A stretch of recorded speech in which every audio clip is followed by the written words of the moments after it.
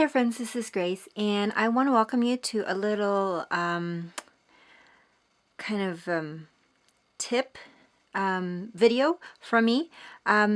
If you have watched my February scrapbook haul video, then I had mentioned there that in January I took a scrapbook spending freeze, and there's two reasons why I go on spending freeze. First is, of course, to save money, because I feel like I can put that money that I'm going to be buying supplies in different areas of my life. Like I can go eat out with that money, or like I can buy new clothes with that money. So that's one of the reasons why I want to go on a spending freeze. But the second one, which is the most important for me anyways, is because I have a lot of stuff. Well, I feel like I have a lot of stuff. I'm sure some people would say that's not enough, I have more. And to each its own. That's what I say to that.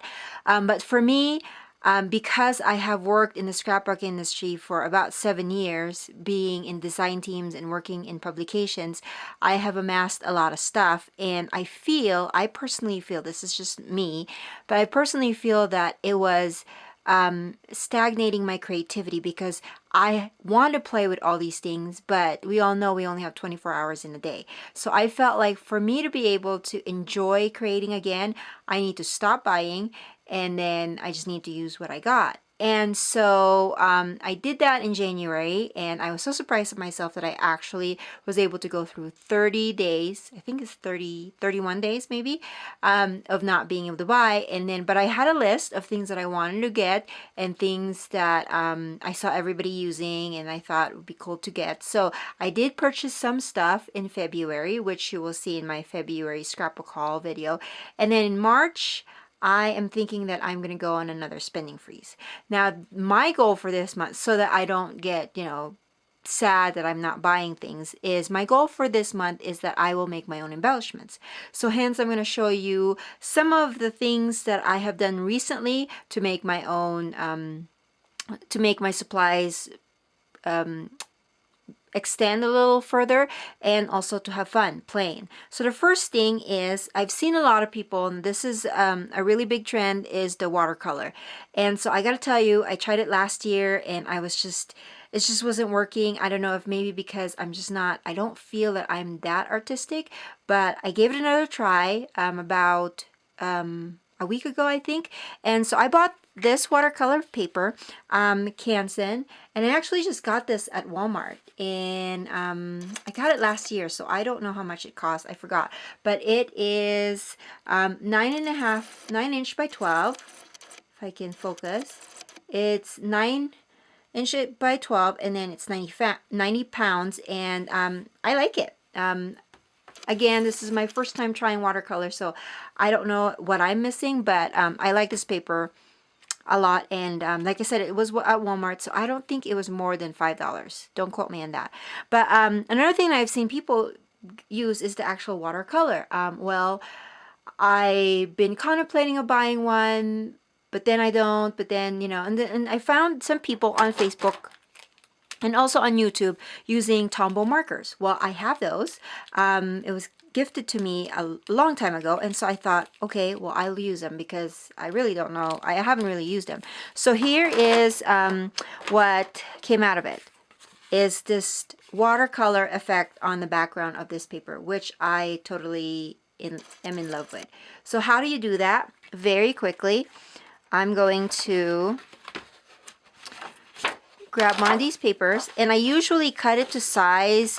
Cut it smaller so that I don't waste too much paper, but just for the sake of the video, I'm just going to do the whole page, or maybe part of the whole page.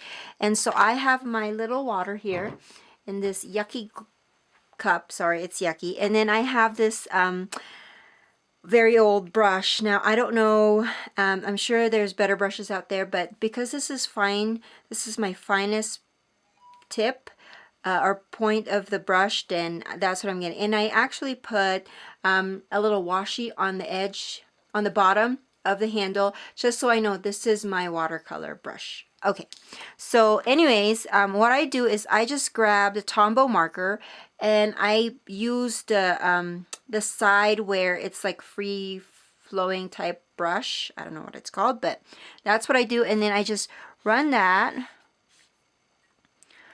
makes a couple of marks, grab my brush, and then just start making that color kind of dissipate, is that the word? Make that color go on the paper, and you can do as dark as you want or as light as you want. And then I just go and kind of do a rainbow color. I do that, and then I of course clean my brush and then run it again. And then I do that. I did that for all the colors, and then I was able to create a watercolor kind of rainbow. And then I did so I was just playing around, and then I got this new Heidi Swapp stamp and stencil kit from Michaels in February, and then I stamped that with just black ink, and there it is. So I have this really cool homemade piece of accent. I can either put this, cut it to about a 3x4, so I can put it in a pocket page, or I can just stick this in a scrapbook page. It'll be good for a title or for an accent, and so I'm really excited about that. Another thing that I did with the watercolor was that I inked something, and then I was just playing around with this. This is a stamp set from Inspired by Stamping, celebrating 2 years, and then I used the hot air balloon design, and so I stamped it, and then I did a watercolor, and then I used the same marker, but with just not putting water on there, just a marker, and then put the tail, and then I hand cut it, and then I stamped some happy birthday sentiment on just scrap paper. I'm thinking I can cut that part on the top, cut that and use that for a card, and then with this birthday I can adhere this hand cut hot air balloon and then put happy on the top, and there is a birthday sentiment for either a card or another layout. So that's another thing. And then I was also playing around with this really cute stamp set from Lawn Fawn. It is called Critters in Costume, and then it just has a bunch of let me see here, it's just a bunch of the really cute animals. It has the owl and the bee, like the Winnie the Pooh with kind of a bee costume. It was really cute, and I used the owl with a superhero, and I just played around with it with the same Tombow markers in watercolor paper, and so this is what I got, and this one will be a nice accent or pretty much the focal point of a card, or I can cut around it and then add it to a page. So I was really happy about that. And then, so these are all like watercolor things. So when I was doing the watercolor, I realized that one of the things that I'm noticing was that I don't have a lot of flares, and I'm really liking the effect of flares. So this is my flare collection. It's pretty sad. So I only have 10 flares. I mean, I had some, but of course I've used it on layouts, and so this is what I have on hand. It's pretty sad. But so I was looking online and trying to see, and a lot of the people use epoxy stickers, which I do have. This is from Epiphany Crafts, and I have the bubble sticker as well as the punch. And so I thought, okay, I'll do that. But while I was doing the watercolor, I thought, well, maybe I can incorporate the watercolor effect on my paper that I'm going to be using to make my flares. So what I did was I rummaged through my small stamps sets, and these are the ones that you get. I don't know if they still offer this because I haven't bought it in a while. But remember in Joann's, also in Michael's, where you buy these for $1. And so I have a bunch of these, and so I pulled them out, those ones that I think that will work with within the size of the circle of the epoxy. And so I got like this one because I can fit this Make-A-Wish and then this star on there. And then I got this one because I can do the bird. And then here I can do the Just For You. And then this one I can use this little circle thing. So I grabbed this from my stash, and then I stamped it on a watercolor background. And so here's what I did. Basically I just grabbed a color, and then I made it into kind of like a big enough square or part, and then I let that dry, and then I stamped this accent. And then at first I was just going to just punch it out with this, because what you do is you get the paper to go through this slot over here, and then you're supposed to put the bubble sticker or the epoxy sticker on top, and then you put this lid on and then press it, and then when you press it, it will punch out the accent. What I found when I did this was that the sticker it's not really on the paper as much as I wanted to. I can't explain it, but here is what I was able to do with that. And let me see where it is. This one. This is the one I was telling you about that I did that where I put it through that circle punch, and it doesn't really press on the paper very good.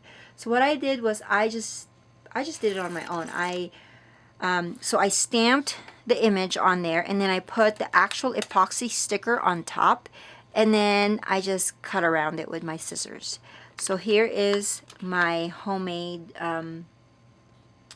flares, and I really like how it looks because of the watercolor. Let me see if I can close up. Because of the watercolor, it has this gradiated effect in the background, and it's really pretty. And I was able to use up my stash of stamps, my markers, my watercolor paper, and also my epoxy stickers. So I really like that. Now these are of course so different than our regular flares. As you can see, they're much bigger, and they're not as thick as the flare badges itself, but I love how it turned out. And then I just use some repositionable tape to just put them on this plastic paper just so I can keep them. And so fun, aren't they? So fun. Okay, so one last thing that I did was I was really into this stamp set. So I grabbed some scraps of paper, and I just happened to have some gold cardstock, and I heat embossed that sentiment on both kind of a copper embossing powder and then a white one. And so I did that, and as you can see, I can cut this in half and use it as a 3x4 card or something else for my layout. So there are my homemade accents. I hope that you guys have enjoyed this little video and that it inspires you to make your own accents using what you got, and have fun playing around. I will see you when I see you. Bye guys.